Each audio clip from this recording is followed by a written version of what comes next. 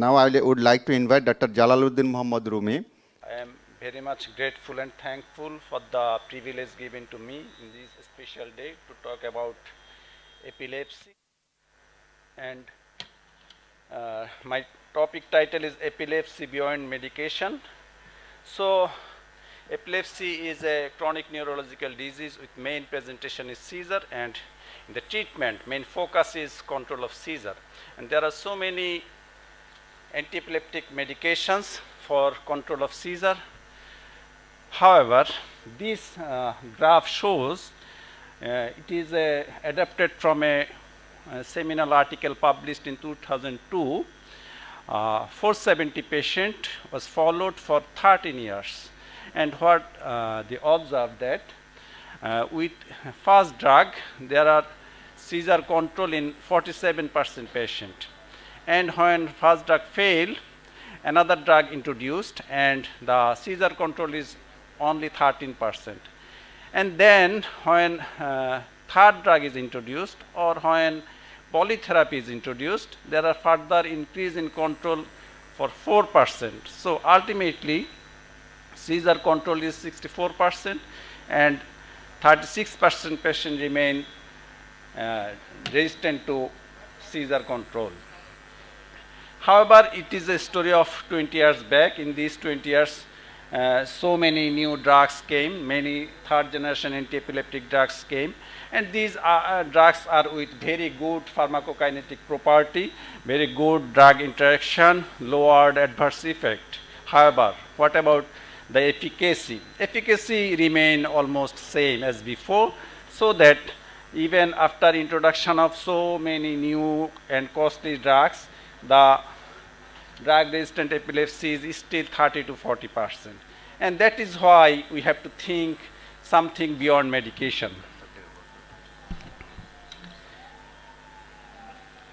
So how actually we work, how surgery is done. This is one case. You can appreciate seizure in this 2-year-old baby. And this seizure, from this seizure, it is very difficult to localize or lateralize. And in the right panel, there is an MRI. MRI is reported as normal, and EEG done. EEG reported as multifocal spikes and waves. But we have got two information from the mother of the baby. One, the patient right arm is move less and weaker than left arm since birth. And another information is that at the beginning of seizure, she has some twitching movement in the right angle of mouth and also in the upper arm. So from these two information, we again look back to the MRI. The corresponding region of right side of the face and right upper arm is left motor cortex. And now, from this MRI, we look again, and we have seen very subtle abnormality, subtle asymmetry in between right and left premotor cortex. And this is a FLAIR image. Even in the FLAIR image, you can appreciate very subtle change in the left side, maybe some form of cortical malformation, maybe it is a pachygyria. And in the sagittal panel, there is a sulcus, very deep sulcus. It is unusual. So we send the patient back to the EEG room again with for another EEG, and we are fortunate enough that even in this 30 minutes short EEG, patient has an ictus in this 30 minutes period, and the review EEG reported as spike and sharp wave from C3 and P3, and the ictal event shows high voltage spikes from P3, C3, CZ, PZ, and P3. And this is interictal epoch, and this is evolution of ictal event continuing, and this is another epoch. So we came to a conclusion that the region we are thinking abnormal is the focus of the seizure.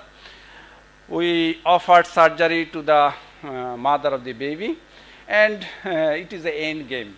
It is last ditch. She decided to go for surgery, and in surgery, our first aim is to identify the motor cortex, because we want to preserve the motor cortex. We want to excise the epileptogenic focus region, suspected region, but want to keep the motor cortex intact. So we used navigation, then somatosensory evoked potential to identify central sulcus. We use cortical functional mapping using cortical stimulation, and then ECG, pre-excision and post-excision. Actually, we use many things, but most helpful was the cortical stimulation. In cortical stimulation, we have got EMG signal from the thinner muscle region, and it was repeatedly reproducible. So we get the confidence that now we know which one is the motor cortex. We keep the motor cortex intact and exercise the anterior part. And this is the post-op view. Histopathology reported focal cortical dysplasia. Patient, as of today, there is no seizure, but EEG still shows multifocal spikes and waves. Now, in epilepsy surgery, MRI is very, very vital. This is another patient, 12 years old boy having seizure for 11 years, and there is a large epilepsy associated tumor. It seems to be denate, but it is in the left hemisphere, dominant hemisphere. So we advise for functional MRI. Functional MRI shows that the speech area shifted completely to right side. So it is a good news. And then we go for diffusion tensor imaging, and this tensor imaging showed that all the fibers shifted to the right side of the lesion, but optic radiation fiber passed down the lesion. So we are planning, the patient is admitted now in our hospital, and we will go for surgery next week. But why I am showing these lesion, this case, because this patient is suffering for 11 years. The MRI is done only 5 months back.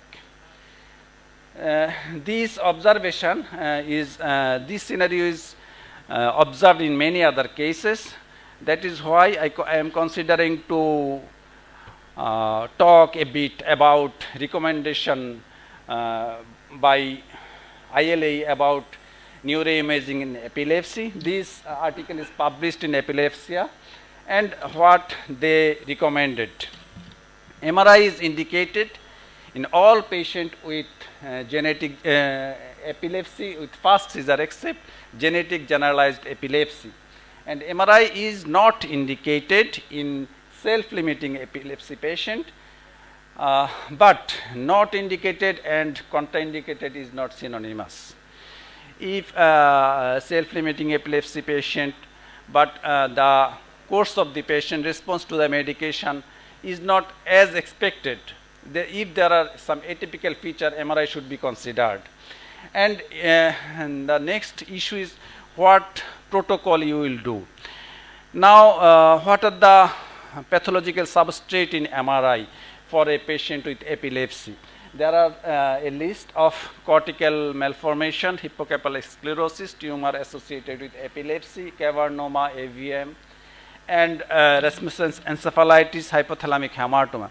In most of these cases, conventional MRI is enough, but for focal cortical dysplasia and hippocampal sclerosis, we need a special MRI. So, for the first MRI may not be a special one. At first we can go for conventional MRI, especially when the patient is in the remote region, district level. But if the conventional MRI cannot give any information or findings, and seizure is continuing, it is difficult to treat, we should consider MRI brain in epilepsy protocol. So what is MRI brain in epilepsy protocol?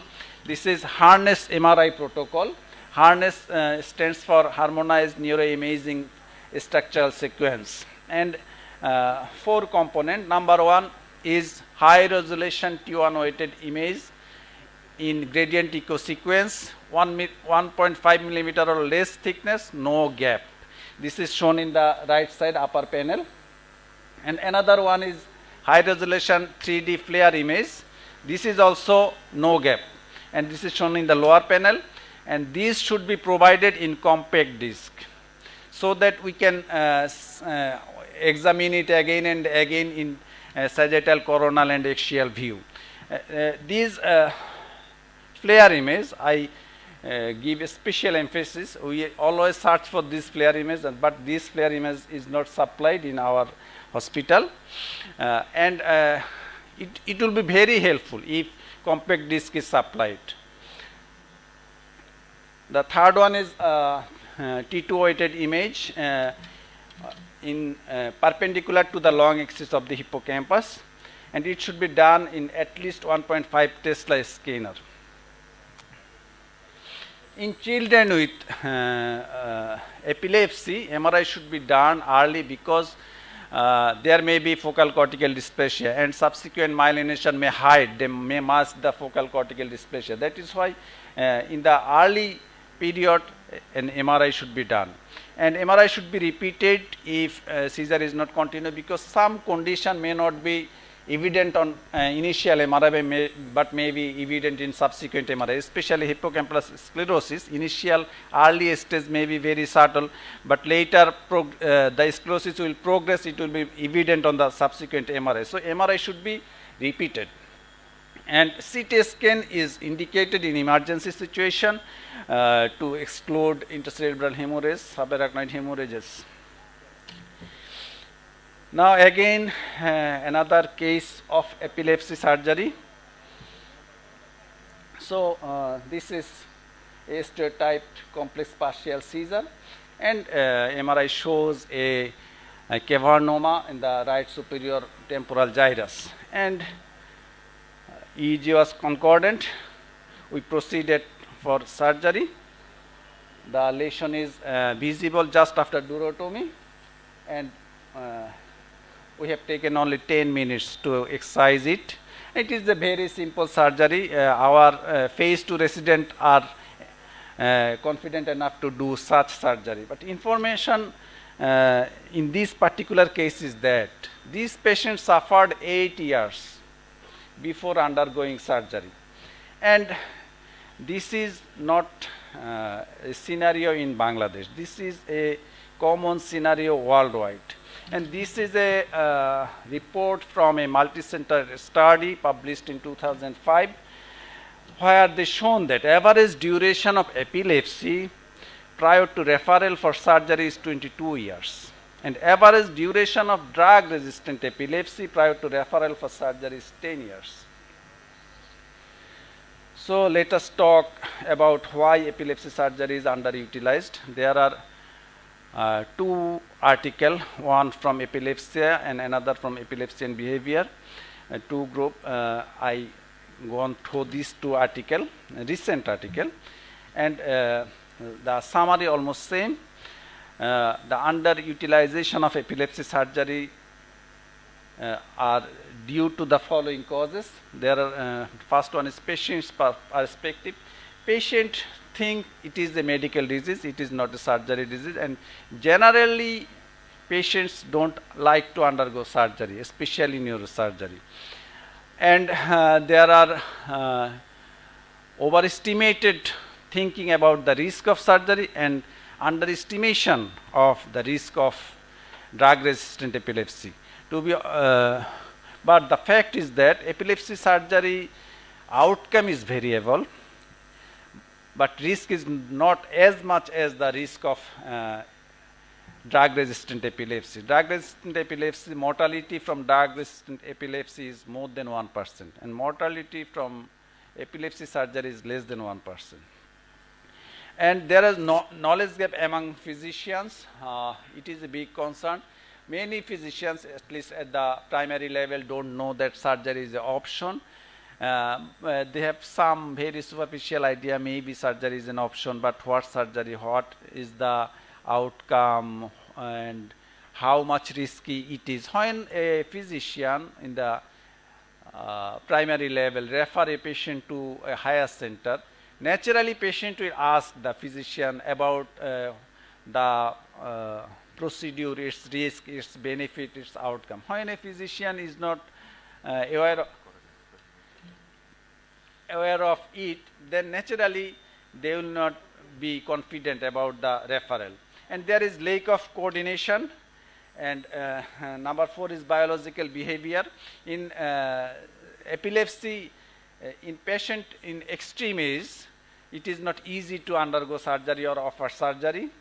And when the lesion is on the eloquent cortex, surgery becomes difficult. And surgical decision making has multiple stages. It is time consuming, it is complex, and it is costly. And there are less funding for research. And so I want to conclude with how to break the barrier. We need to have education. We need to educate our patient, primary level doctors, epilepsy surgery, its risk and benefit and outcome. And we need to be more trained so that we can give more confidence to the effective coordination is required, and we should have change in policy. Thank you so much for kind hearing.